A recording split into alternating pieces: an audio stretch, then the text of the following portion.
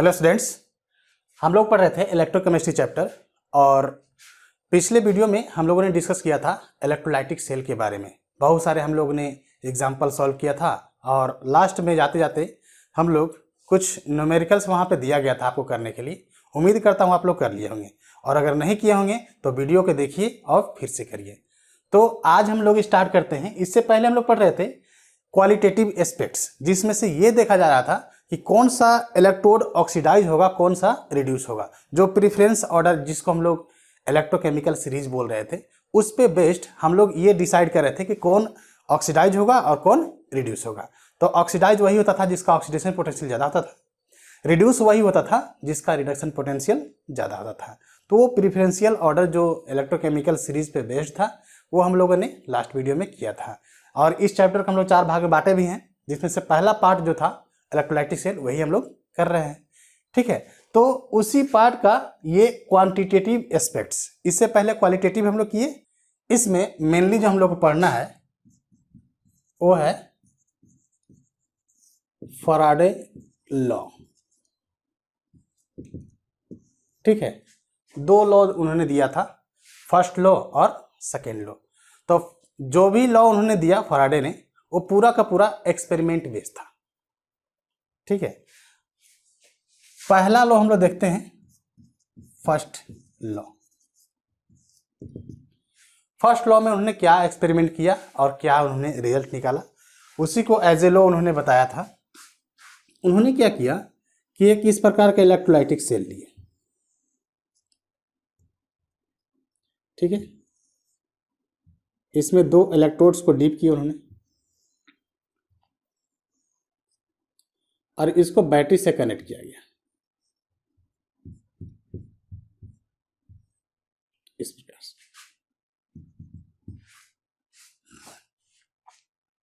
अब इसमें कुछ इलेक्ट्रोलाइट उन्होंने डाल दिया, इसमें इलेक्ट्रोलाइट डाला हुआ है। तो जैसे स्विच को ऑन किया उन्होंने, तो उन्होंने क्या ऑब्जर्व किया कि यहाँ पे ऑक्सीडेशन रिडक्शन होना स्टार्ट हो जाएगा। तो ऑक्सीडेशन रिडक्शन होगा तो उसमें कितना अमाउंट ऑफ मास ऑक्सीडाइज होगा, कितना अमाउंट ऑफ मास रिड्यूस होगा, इसको ऑब्जर्व करने की वो कोशिश कर रहे थे। तो उन्होंने क्या ऑब्जर्व किया, ही ऑब्जर्व्ड दैट, उन्होंने ऑब्जर्व ये किया कि जो मास है जो डिपॉजिट हो जाए, जो इलेक्ट्रोलाइज होकर के कैथोड पे डिपॉजिट हो रहा है, ठीक है, it is directly proportional to I. कब? If time is constant.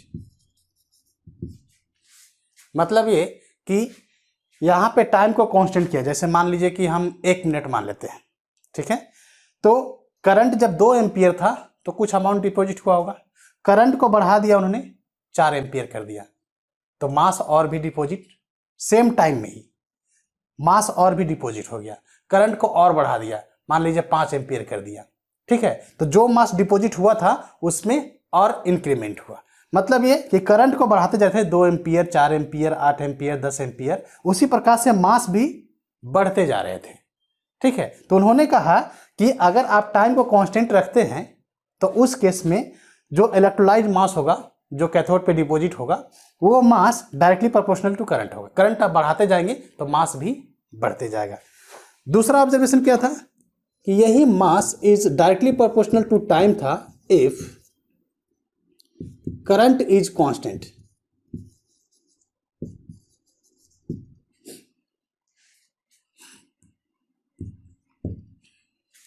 उन्होंने क्या देखा कि अगर करंट को हम लोग कांस्टेंट रखते हैं, मान लीजिए कि 2 एम्पियर हमने कांस्टेंट कर दिया, ठीक है, इसके बाद उन्होंने क्या ऑब्जर्व किया कि जब टाइम बढ़ाते जा रहे हैं, पहले 2 एम्पियर ही 2 मिनट के लिए पास किए, ठीक है, तो मास कुछ डिपॉजिट हुआ होगा।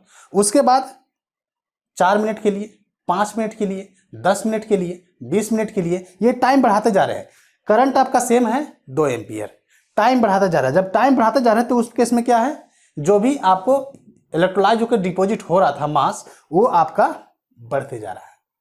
तो उन्होंने दोनों चीज ऑब्जर्व किया कि अगर टाइम को कांस्टेंट करते हैं तो उस केस में जो इलेक्ट्रोलाइज मास होगा सब्सटेंस का, वो आपको डायरेक्टली प्रोपोर्शनल टू करंट होगा।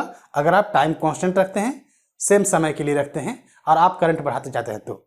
और अगर आपने करंट को कांस्टेंट कर लिया, मान लीजिए कि 2 एम्पियर या 5 एम्पियर ही आपने कांस्टेंट कर दिया, अब टाइम को बढ़ाते जा रहे हैं, कभी 1 मिनट के लिए, 2 मिनट के लिए, 5 मिनट के लिए, 10 मिनट के लिए, जैसे जैसे टाइम बढ़ाते जा रहे हैं वैसे वैसे आपको ये जो मास ऑफ सब्सटेंस जो इलेक्ट्रोलाइज हो रहे थे वो आपको बढ़ते जा रहे हैं।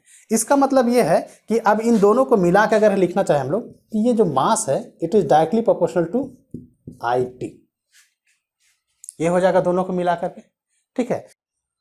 और हम लोग जानते हैं कि यहाँ पे I जो होता है ये होता है Q/T, तो Q इज इक्वल टू क्या हो जाएगा, तो Q इज इक्वल टू लिखना चाहेंगे तो ये हो जाएगा IT। कहें कि आपको ये जो Q है ये आपको बड़ा से भी रिप्रेजेंट किया हुआ मिल जाएगा ऐसे, ठीक है। कहीं छोटा से भी कर लेते हैं तो हम लोग चलो बड़ा से ही कर लेते हैं ऐसे, ठीक है। तो यहाँ से Q is equal to IT, तो यहाँ पे लिख सकते हैं, यहाँ पे हम लोग लिख सकते हैं mass is directly proportional to Q, इसके बदले में लिख सकते हैं ऐसे। और जब ये प्रोपोर्शनलिटी कांस्टेंट को हटाते हैं तो mass is equal to ZQ हो जाता है, ठीक है। या इसको ऐसे भी लिख सकते हैं कि mass is equal to ZIT,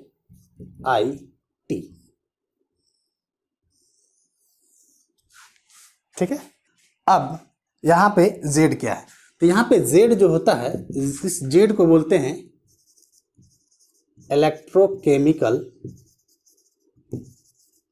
equivalent. क्या बोलेंगे इसको, इसको बोलते हैं हम लोग इलेक्ट्रोकेमिकल इक्विवेलेंट। और इलेक्ट्रोकेमिकल इक्विवेलेंट अलग अलग एलिमेंट्स के लिए वो अलग अलग होता है। एक पर्टिकुलर सब्सटेंस के लिए फिक्स होगा, आप सब्सटेंस को चेंज करते जाएंगे, वहां पे इलेक्ट्रोकेमिकल इक्विवेलेंट बदलते जाएगा, ठीक है। और इसको हम लोग Z जो होता है इसको E/F भी लिखते हैं, E/F। अब E/F यहां से F क्या है, तो F जो होता है इसको बोलते हैं फैराडे, और E क्या है, इक्विवेलेंट वेट। हर किसी का इक्विवेलेंट वेट आपको निकाल करके फैराडे से डिवाइड कर देंगे तो आपको Z निकल जाएगा, जिसको हम लोग इलेक्ट्रोकेमिकल इक्विवेलेंट बोलते हैं, ठीक है। तो इसके बारे में जरा हम लोग देख लेते हैं। तो यहाँ पे देखते हैं हम लोग 1 मोल ऑफ इलेक्ट्रॉन जब कभी भी ट्रांसफर होता है, ठीक है, तो उसको बोलते हैं कि 1 इक्विवेलेंट ऑफ इलेक्ट्रॉन ट्रांसफर हो गया। और जब 1 इक्विवेलेंट ऑफ इलेक्ट्रॉन ट्रांसफर होता है तो कितना चार्ज होता है, तो चार्ज आपका 96500 नियरली इतना कूलम्ब आपको ट्रांसफर हो जाते हैं। और इसी चार्ज को हम लोग बोलते हैं 1 फैराडे। और 1 फैराडे 1 इक्विवेलेंट ऑफ सब्सटेंस भी कहलाता है, और इसको शॉर्ट में हम लोग E ग्राम भी लिखते हैं। यहां से दूसरा भी है 1 इक्विवेलेंट ऑफ इलेक्ट्रॉन, मतलब ऑक्सीडेशन हुआ, oxidation of 1 equivalent at anode. 1 equivalent के बराबर वहां पे एनोड पे ऑक्सीडेशन हो गया, तो जितना अमाउंट में ऑक्सीडेशन हो उतना रिडक्शन भी हुआ होगा, क्योंकि एक का कोई लेगा तो कोई देगा, तभी तो लेगा, ठीक है। किसी एक का ऑक्सीडेशन होगा तो दूसरे का रिडक्शन होगा, जब तक ला रिडक्शन नहीं होगा तब तक ऑक्सीडेशन भी नहीं होगा, क्योंकि ट्रांसफर ऑफ इलेक्ट्रॉन हो रहा है ना। ट्रांसफर जब ऑफ इलेक्ट्रॉन हो रहा है तो जब ये लूज नहीं करेगा तो ये गेन कैसे करेगा, और जितना ये लूज करेगा उतना ही गेन करेगा। इसका मतलब ऑक्सीडेशन और रिडक्शन दोनों बराबर होंगे, बस वहां पे साइन जो होगा वो बदल जाता है। मतलब ऑक्सीडेशन के लिए अगर आप पॉजिटिव तो रिडक्शन के लिए नेगेटिव, लेकिन अमाउंट सेम रहता है, ठीक है।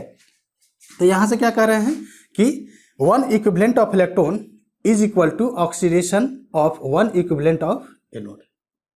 इतना इलेक्ट्रॉन ट्रांसफर हुआ मतलब ऑक्सीडेशन हो गया 1 इक्विवेलेंट का, उतना ही रिडक्शन भी होगा, reduction of 1 equivalent at cathode.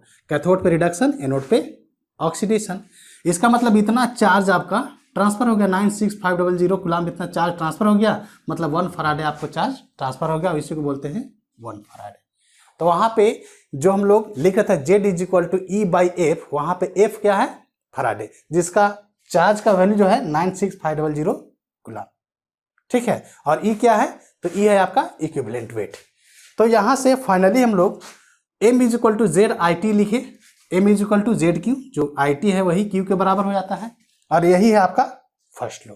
तो फाइनली हम लोग इसको देख लेते हैं कि इसका स्टेटमेंट क्या है। तो the mass of a substance deposited, जितना इलेक्ट्रोलाइज होकर के डिपोजिट हुआ होगा, और the mass of gas liberated at particular electrode. मान लीजिए कोई गैस होगा, तो गैस वहां पे तो डिपोजिट होगा नहीं, किसी पर्टिकुलर इलेक्ट्रोड के थ्रू वो लिबरेट हो जाएगा।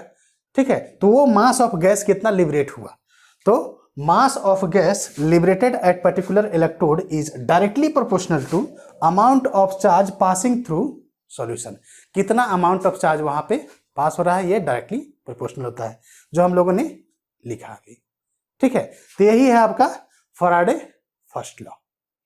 अब हम लोग आगे बढ़ते हैं और कुछ सब्सटेंस के E/F जो हम लोग बोल रहे थे Z, उसका हम लोग निकाल के देखते हैं। तो हम लोग कुछ सब्सटेंस का E/F हम लोग कैलकुलेट करने की कोशिश कर रहे हैं। तो एक सीक्वेंस में हम ले लेते हैं, जैसे सोडियम की बात करते हैं। तो सोडियम के जब हम लोग इक्विवेलेंट वेट निकालते हैं तो इसका वैलेंसी कितना आता है 1। तो इक्विवेलेंट वेट निकालने के लिए क्या करते हैं, मॉलिक्यूलर मास बाय V। देखिए यहाँ पे CnV लिखा हुआ है। CnV का मतलब है कि C आपका चार्ज है, N आपका नंबर ऑफ इलेक्ट्रॉन कितना ट्रांसफर हुआ, और V वैलेंसी। तो ये नंबर ऑफ इलेक्ट्रॉन ट्रांसफर तब लिखते हैं जब एक या एक से ज़्यादा एटम का इलेक्ट्रॉन्स ट्रांसफर होने लगते हैं। चार्ज क्या है, जब वो ट्रांसफर होने के बाद कितना उस पर चार्ज है। तो इस हिसाब से हम लोग इक्विवेलेंट वेट निकालने का तरीका है कि मॉलिक्यूलर वेट बाय CnV। इसके अलावा भी एसिडिटी बेसिसिटी भी तरीका है वहाँ पे निकालने के लिए, एसिड और बेस के लिए। लेकिन हम लोगों ने यहाँ पे CnV लिखा हुआ है क्योंकि यहाँ पे इस चैप्टर में इसी से काम चल जाएगा।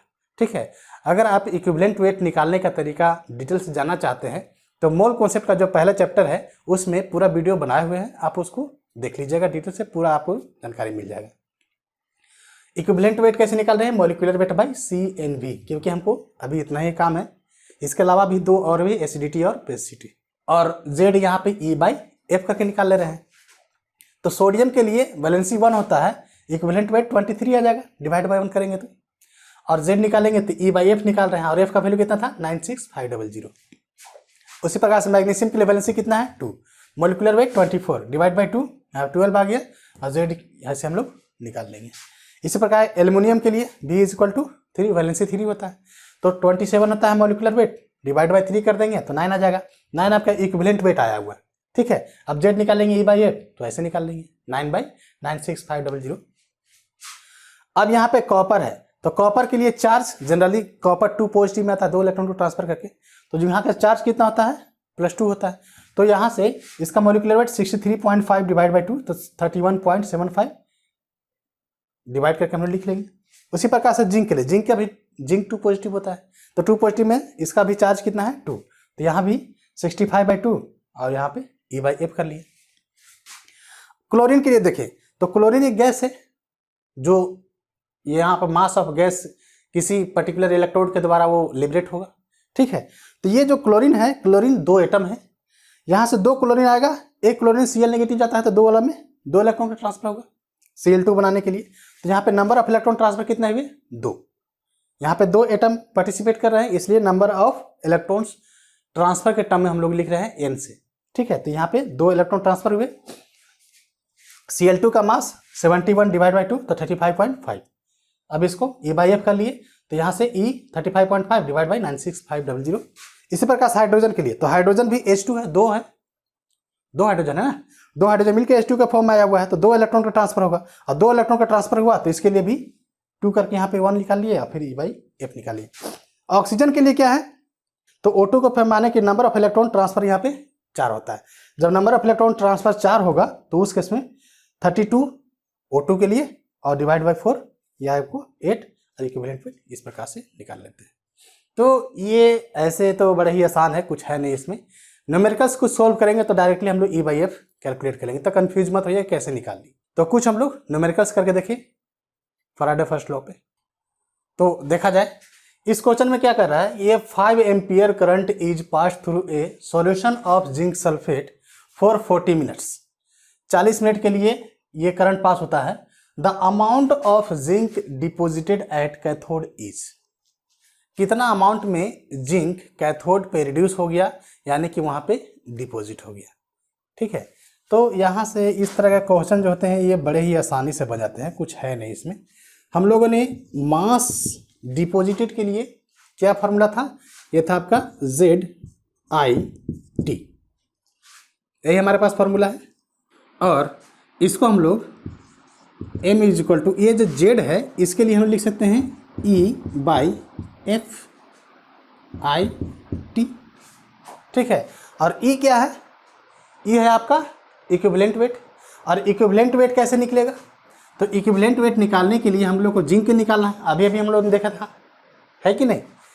वैसे तो हम लोग पूरा Z का भी वैल्यू देखा हुआ है कि जिंक के लिए कितना होगा, ठीक है। फिलहाल हम लोग फिर से एक बार कर लेते हैं यहाँ पे। तो मास हमें यही कैलकुलेट करना है कि मास ऑफ जिंक कितना डिपॉजिट होगा। तो इक्विवेलेंट वेट निकालना है। तो इक्विवेलेंट वेट के लिए जिंक का जो मास होता है ये होता है 65.3, कभी कभी दे देता है, या 65 ही लिखते हैं हम लोग, डिवाइड बाई 2। और ये जो F होगा ये कितना होगा? ये होगा 96500 इंटू, अब करंट कितना है? तो 5 एम्पियर, ये 5 एम्पियर करंट हो गया। Time 40 minute. जनरली हम लोग टाइम जब लिखते हैं तो वो आपको सेकेंड में लिखना चाहिए। तो 40 मिनट है तो 40 इंटू 60। अब इसका जो कुछ भी वैल्यू आएगा यही आपका mass of zinc deposited at cathode हो जाएगा। तो इसको जब कैलकुलेट करते हैं तो यह आता है 4.065 ग्राम, ठीक है। तो 4.065 ग्राम, 4.0, ये सी, ये आपका सही हो जाएगा, ठीक है। तो ये फॉर्मूले पे बेस्ड था, ये डायरेक्टली आपको पुट कर देना है, ठीक है। आप यहाँ पे निकाल सकते हैं। इसका दूसरा तरीका भी है। क्या दूसरा तरीका है? यहाँ से जिंक को जो देख रहे हैं, ये जिंक जो है 2 इलेक्ट्रॉन्स को, जब ये टूटा होगा जिंक सल्फेट तो जिंक 2 पॉजिटिव, चलिए तोड़ लेते हैं। ये जिंक सल्फेट है, ये टूटता है तो जिंक 2 पॉजिटिव, सल्फेट 2 नेगेटिव में टूटता है, ऐसे ही टूटता है ना। तो जब ये रिड्यूस हुआ होगा, ये दूसरा मेथड है, ये जब रिड्यूस हुआ होगा तो जिंक 2 पॉजिटिव 2 इलेक्ट्रॉन्स को गेन करके यहाँ पे जिंक में कन्वर्ट हुआ होगा ना। तो अब क्या है कि यहाँ से देख रहे हैं कि जब ये 2 मोल इलेक्ट्रॉन ट्रांसफर हो रहा है तो यहाँ से 1 मोल जिंक बन रहा है। और 1 मोल जिंक मतलब क्या है कि मोलर मास जितना होगा। इसका मतलब ये है कि 2, ये इक्विवेलेंट आएगा, ये यहाँ पे इक्विवेलेंट के टर्म्स में हम लिखते हैं। तो यहाँ पे 2 मोल यानी कि 2 फराडे, और 2 फराडे से यहाँ पे 1 मोल जिंक डिपॉजिट हुआ यानी कि 65.3 हुआ होगा, ठीक है। तो अब यहाँ से हम देख ले कि 2 फराडे में 65.3 हो रहा है। तो हमारे पास कितना दिया हुआ है? तो निकालना चाहेंगे यहाँ से, तो यहाँ से चार्ज जो होगा इसको ऐसे ही लिख सकते हैं, Q is equal to IT। तो ये 5 एम्पियर है, 40 है टाइम, इसको 60 में, तो इसका जो कुछ भी आ जाएगा ये कूलाम में आपको आ जाएगा। तो 2 फराडे से इतना मास डिपॉजिट होता है, लिख सकते हैं 2 फराडे डिपॉजिटेड 65.3 ऑफ जिंक। तो एक में कितना करे? ये 2 फराडे का मतलब क्या है? एक में क्या करेगा जी? ये 65.3, ये 2F की जगह मैं लिखता हूँ 2 इंटू 96500। इस F का मतलब क्या है? फराडे है, जिसका वैल्यू 96500 होता है ना। तो इतना में इतना हो रहा है, इसलिए हमारे पास कितना है? ये है आपका 5 इंटू 40 इंटू 60। तो इतना में कितना होगा? तो ये 65.3 by 2 into 96500 into 40 into 60 into 5, इतना में कितना? तो इसका ये सेम नहीं आ गया। यहाँ पे देखिए 65.3 2 इंटू इतना 5 40 60 सेम आ गया, है कि नहीं। तो अगर आप फार्मूला का इस्तेमाल नहीं करना चाहते हैं और डायरेक्टली आप ऐसे बनाना चाहें तो ऐसे भी आप डायरेक्टली कर सकते हैं। इसका भी आपका 4.065 ग्राम ही आएगा। तो दोनों तरीके से बना सकते हैं। आप डायरेक्टली फार्मूला इस्तेमाल कर लीजिए या फिर रिडक्शन दे करके कि कितना वहाँ पे इलेक्ट्रॉन ट्रांसफर हुआ, कितना फराडे हुआ और कितना से हमको करना है। तो इस तरीके से हम लोग कर सकते हैं। अगला क्वेश्चन देखिए हम लोग, अगला क्या कर रहा है, 2 Faraday of electricity is passed through a solution of copper sulphate, the mass of copper deposited at cathode. ठीक है, पहले आप खुद से ट्राई कर लीजिए, वीडियो को पॉज कीजिए, खुद से ट्राई कीजिए, बड़ा ही आसान है, वो बन जाएगा आपका, और फिर आप आगे बढ़ेंगे। चलिए इसको मैं करता हूँ। फिर से सिमिलर टाइप से क्वेश्चन है। हम लोगों ने क्या देखा था कि m इज इक्वल टू क्या होता है, ZIT, या फिर इसको हम लोग लिख सकते हैं m is equal to ZQ, और Q यहाँ पे चार्ज आपका दिया हुआ है, क्या दिया हुआ है, 2 फराडे। तो हम लोग m इज इक्वल टू क्या लिख ले, यहाँ से लिख लेते हैं E/F, और ये चार्ज आपको दिया हुआ कितना, 2F। ठीक है, तो यहाँ से F तो कैंसिल भी कर सकते हैं, F इसको कैंसिल कर दीजिए। अब मास लगाना, तो E इक्विवेलेंट वेट निकालना है। इक्विवेलेंट वेट निकालने के लिए 63.5, और यहाँ से कॉपर है, तो कॉपर यहाँ से क्या हुआ होगा, कॉपर 2 पॉजिटिव के फॉर्म में होगा, 2 इलेक्ट्रॉन्स को गेन किया होगा, और ये कॉपर में कन्वर्ट हुआ होगा, यानी कि इसका जो चार्ज होगा वो आपका 2 होगा। तो यहाँ से 2 × 2, ये खत्म होगा, 63.5 ग्राम, ये तो यही हो गया। ऐसे भी दूसरा मेथड जो हम लोग लगा रहे थे उससे भी लगा सकते हैं कि कॉपर 2 पॉजिटिव, 2 इलेक्ट्रॉन्स को गेन किया, कॉपर में कन्वर्ट हुआ, तो यहाँ से 2 मोल, ये 1 मोल, इसका मतलब 2 फराडे पास हुआ होगा, तो ये 63.5 ग्राम डिपॉजिट हुआ होगा। ठीक है, तो पूछ भी यही रहा है कि 2 फराडे अगर पास करेंगे तो कितना होगा, तो 2 फराडे गिव्स 63.5 ग्राम कॉपर, यही आपका आंसर है। अब अगला क्वेश्चन देखें हम लोग, अगला क्वेश्चन कर रहा है, ये current of 2 ampere passed for 1 hour through a solution of AlCl3, 1 घंटे के लिए AlCl3 सॉल्यूशन में ये 2 एम्पियर करंट पास होता है, has a current efficiency 50%। 50% efficiency का मतलब यह है कि जो भी आपने इतना एम्पियर भी आपने पास करवाया, उसका आधा वहाँ पे एफिशिएंट हुआ, बाकी सब वेस्ट हो गया।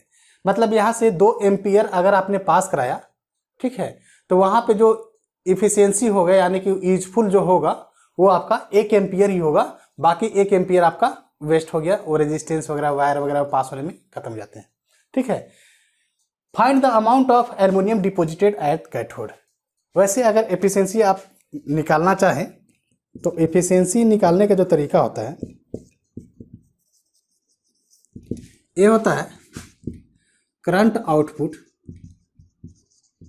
Divide by current input into 100। इस फॉर्मूले से आप एफिशिएंसी निकाल भी सकते हैं। वैसे 50% यहाँ पे एफिशिएंट है, यानी कि 50% ही बचा हुआ, बाकी 50% खत्म हो गया है। तो यहाँ से हम लोग ऐसे निकाल लें कि 50% जो है करंट का आउटपुट कितना होगा, तो यही हम लोग को निकालना है। ठीक है, इनपुट हमने कितना दिया हुआ है 2 एम्पियर और इनटू 100 कर लें। ठीक है, तो यहाँ से आउटपुट अगर निकालेंगे ये क्या हो जाएगा, ये 2 हो जाएगा, यहाँ से 2 कैंसिल हो जाएगा, तो 1 एम्पियर बचेगा, तो ये 1 एम्पियर आउटपुट होगा। तो ये आपका 50% एफिशिएंट है। आपने 2 एम्पियर दिया था लेकिन 50% आपका एफिशिएंसी है, इसलिए 1 एम्पियर आ गया। अब यहाँ से फिर वही काम कर ले, मास इज इक्वल टू क्या होगा ZIT। ठीक है, और फिर इसको E/F/I कर लेंगे। तो यहाँ से मास हम लोग कैलकुलेट करें तो E आपका इक्विवेलेंट निकालना है, किसके लिए, एल्युमिनियम के लिए। ठीक है, तो यहाँ से क्या हो जाएगा, यहाँ 27 डिवाइड बाई 3 इंटू फराडे की जगह पर मैं लिख लेता हूँ 96500। ठीक है, ये 27/3 इसलिए कि क्योंकि यहाँ पे इक्विवेलेंट वेट निकालना है, तो इक्विवेलेंट वेट मोलर मास आपका 27 है, और यहाँ पे वैलेंसी कितना हो जाएगा 3 हो जाएगा, तो 96500। अब आई करंट कितना पास करें, एफिशिएंट कितना है 1 एम्पियर। टाइम कितना है तो 1 घंटा कह रहा है, 1 घंटा मतलब 60 मिनट इंटू 60 सेकेंड में जनरली लेते हैं। तो इसको जब आप कैलकुलेट करेंगे तो ये आ जाता है आपका 0.33 ग्राम, 0.33 ग्राम, ये C वाला हो जाएगा। तो कहीं अगर एफिशिएंसी को लेकर क्वेश्चन पूछे तो इस प्रकार से हम लोग सॉल्व कर ले सकते हैं। तो फैराडे फर्स्ट लॉ पे और भी बहुत सारे न्यूमेरिकल प्रॉब्लम आप बनाएंगे। हम लोग आगे बढ़ते हैं और चलते हैं हम लोग फैराडे सेकेंड लॉ की तरफ। फैराडे सेकेंड लॉ में सेकेंड लॉ सजेस्ट किए थे उन्होंने। तो उन्होंने क्या एक्सपेरिमेंट किया, क्योंकि पूरा का पूरा उन्होंने फर्स्ट लॉ सेकेंड लॉ जो था वो एक्सपेरिमेंट बेस्ड था, ठीक है। तो उन्होंने क्या किया कि सेकेंड लॉ के लिए उन्होंने क्या एक्सपेरिमेंट किया, ढेर सारे इलेक्ट्रोलाइटिक सेल इस प्रकार के लिए, ठीक है, और ढेर सारे इलेक्ट्रोलाइटिक सेल को लेकर के उन्होंने उसको सीरीज में कनेक्ट कर दिया।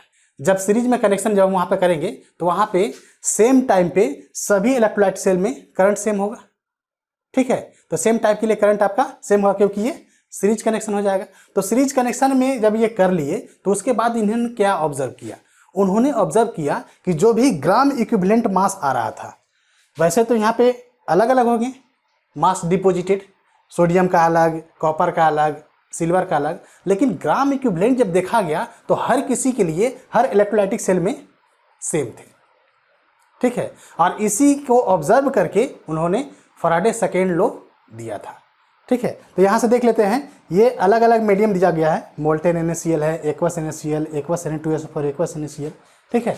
यहाँ पे इलेक्ट्रोड भी अलग अलग लिए हुए हैं, प्लेटिनम है, सिल्वर है, प्लेटिनम है और कॉपर है। ड्यू टू सीरीज कनेक्शन यहाँ पे same current I for same time, same समय के लिए जो करंट होगा वो आपको सेम होगा सभी में, through all the electrolytic cell, क्योंकि ये सीरीज कनेक्शन है। सीरीज कनेक्शन होने से वहाँ पे करंट सभी में बराबर होते हैं। उन्होंने क्या ऑब्जर्व किया कि जो सोडियम का ग्राम इक्विवेलेंट है, जो क्लोरीन का ग्राम इक्विवेलेंट है, सिल्वर का, हाइड्रोजन का, ऑक्सीजन का, कॉपर का, ठीक है, इन सभी का ग्राम इक्विवेलेंट सेम थे, ठीक है। हर किसी के लिए ग्राम इक्विवेलेंट बराबर था और इसी ऑब्जर्वेशन के बेस पे उन्होंने सेकेंड लॉ सजेस्ट किए थे। तो यहाँ से based on this observation, based on the observation ही सजेस्टेड द सेकेंड लॉ। इस ऑब्जर्वेशन को देखकर सेकेंड लॉ ने क्या सजेस्ट किया, when current and time remain same, अगर करंट और टाइम दोनों सेम होगा तो उस केस में the mass of substance electrolysed is directly proportional to equivalent weight. जो कुछ मास इलेक्ट्रोलाइज होगा वो इक्विवेलेंट वेट के डायरेक्टली प्रोपोर्शनल होगा, ठीक है। यहाँ से m is directly proportional to E, और इसको हम लोग इस प्रकार से भी लिख सकते हैं m1/m2 E1/E2, जब दो सेल के लिए इस्तेमाल करेंगे तो यहाँ से m1/E1 m2/E2, ये दोनों सेम ही है, ठीक है। कब, if current and time are same. तो ये उन्होंने सेकेंड लॉ सजेस्ट किया था। तो अब इस पे कुछ एक आध क्वेश्चन कर लेते हैं हम लोग। तो ये क्वेश्चन देखते हैं हम लोग।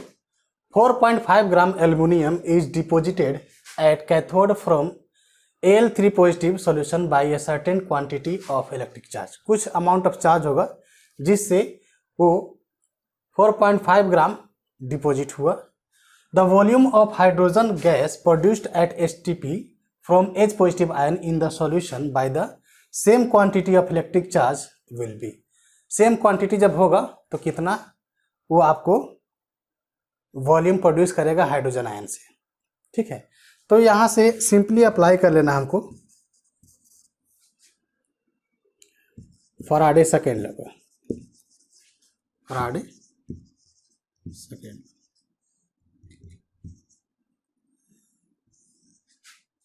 इसके अकॉर्डिंग कैसे लिखेंगे, मास ऑफ एल्युमिनियम जो कुछ भी डिपॉजिट हुआ होगा, mass of hydrogen is equal to equivalent weight of aluminium, equivalent weight of hydrogen, ठीक है। अब इस पे बेस्ड हम लोग जब करते हैं, आगे बढ़ते हैं, तो मास ऑफ एल्युमिनियम कितना है, यह है आपका 4.5। मास ऑफ हाइड्रोजन ये कैलकुलेट करते हैं क्योंकि यहाँ पे कहीं दिया हुआ नहीं है। अब इक्विवेलेंट वेट निकालेंगे एल्युमिनियम के लिए तो ये क्या हो जाएगा, ये 27/3 यानी कि 9, और इसके लिए क्या हो जाएगा 1। यहाँ से मास ऑफ हाइड्रोजन निकाले, मास ऑफ हाइड्रोजन क्या हो जाएगा, यहाँ से हो जाएगा आपको 4.5/9 यानी कि 0.5 ग्राम। ठीक है, इतना ग्राम हो जाएगा। अब कर रहा है कि इसी क्वांटिटी से कितना वॉल्यूम हाइड्रोजन गैस का प्रोड्यूस होगा एट एसटीपी। तो हम लोग जानते हैं कि जितना इसका मास होगा H2 के फॉर्म में होगा यानी कि 2 ग्राम होगा, तो 2 ग्राम हाइड्रोजन से कितना प्रोड्यूस होगा 22.4 लीटर, है ना। तो फिर इतना ग्राम से कितना होगा, इस प्रकार से हम लोग निकाल सकते हैं। तो यहां से निकाले volume of 2 gram hydrogen at STP, ये है आपका 22.4 लीटर। तो 1 ग्राम से कितना होगा जी 22.4 लीटर बाई 2 हो जाएगा। तो आपके पास कितना है 0.5 ग्राम, तो 0.5 ग्राम से कितना होगा, तो 22.4 डिवाइड बाई 2 इंटू 0.5, ये कितना हो जाएगा, ये हो जाएगा आपका इतना 1/2 करेंगे तो 4 हो जाएगा, ये हो जाएगा आपको 5.6 लीटर।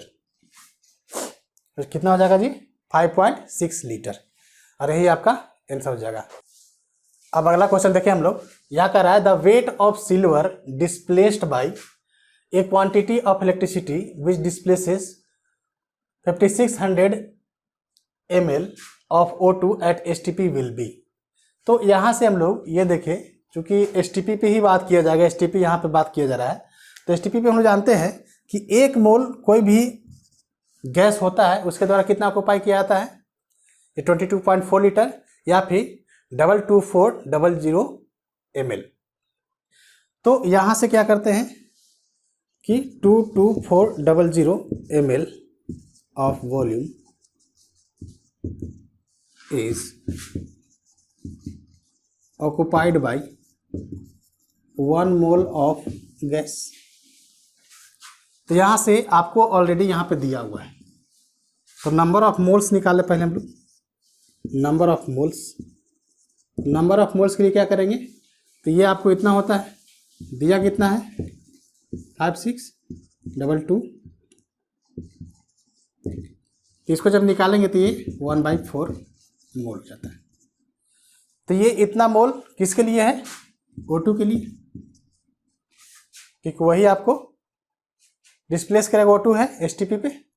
अब देखिए मास ऑफ O2 निकाल लिया जाए, mass of O2, number of moles इतना दिया हुआ 1/, ठीक है, और मल्टीप्लाइड यहाँ पे 32 करेंगे तो ये कितना हो जाएगा, ये 8 ग्राम हो जाएगा।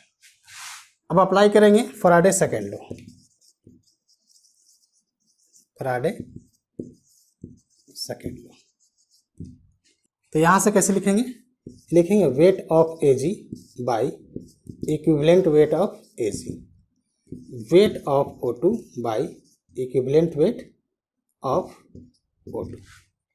तो वेट यहाँ पे सिल्वर का ही निकालना है, तो इसके लिए हम लोग निकालें weight of Ag, equivalent weight निकालेंगे तो कितना हो जाएगा, ये 108 हो जाएगा बाई 1 हो जाएगा, क्योंकि Ag पॉजिटिव में जाता है, और वेट ऑफ O2 8 दिया हुआ है, और इक्विवेलेंट वेट जब हम लोग निकालते हैं तो इसके लिए कितना होता है, इक्विवेलेंट वेट हम लोग निकाल चुके हैं, इसके लिए इक्विवेलेंट वेट ऑफ O2 जब निकालेंगे तो ये 32/4, वैसे भी निकाल चुके हैं पहले भी, तो ये पूरा कट ही जाएगा। तो ओवरऑल यहाँ से आप देखेंगे वेट ऑफ Ag ये आ जाएगा आपका 108 ग्राम, क्योंकि ये 8 कट जाएगा, कैंसिल आउट हो जाएगा, तो ये फाइनली 108 ग्राम यहाँ पे निकल जाता है, ये डी वाला हो जाएगा। तो इस प्रकार से हम लोग क्वेश्चन को सॉल्व करते हैं। आप ढेर सारे और भी प्रॉब्लम को सॉल्व करेंगे, ठीक है, आपको जितना क्वेश्चन को सॉल्व करते जाएंगे उतना ही आपका कॉन्सेप्ट क्लियर होते जाएगा। तो आज के लिए इतना ही तक रखते हैं, बाकी मिलते हैं हम लोग अगले क्लास में।